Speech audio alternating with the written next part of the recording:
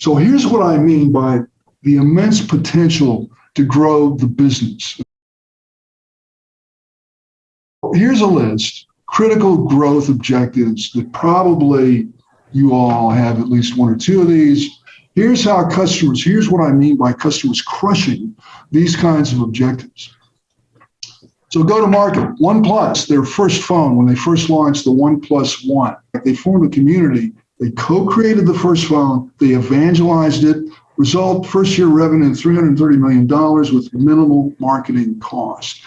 Acquisition, Salesforce customers, quote, closed, unquote, 80% of prospects who attended their live events. No sales pitch required. SaaS Canada's customer champions, there was like 50 of these up in Canada, fully restored seriously declining retention rates that had fallen down into the mid-80s, back up to what they were used to, the mid-90s. 50 customer champions organized 20 live events in 13 cities that drew 2,000 people, among other things. That's what restored those retention rates. Market share. Zoom, our friend Zoom here. They were like, Eric Yuan could not get funding. He was late to the market. I mean, was this guy crazy thinking he could? Yeah, it's very interesting what you say about kind of co-creation and co-innovation with customers, thinking about customers as a way to help actually actively crush growth objectives. I can think of a real example in our business where that started to happen. You know, we recently bought from one of our customers a technology platform that they had developed.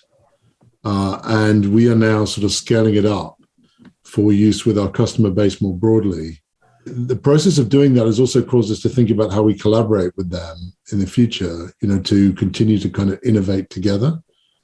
And so the concept you raised, Bill, of like seeing the customers as a kind of partner in that ultimate goal is a great way of thinking about it. Starting up a new side of our business with a new customer target group, which is the fleet group. So instead of going through the traditional approach of, right, we've got to hire, you know, a fantastic business development team, and we've got to spend millions on marketing, actually, can we kind of follow the tracks of some of the companies you mentioned earlier, Bill, in still achieving that growth, but just through a different means?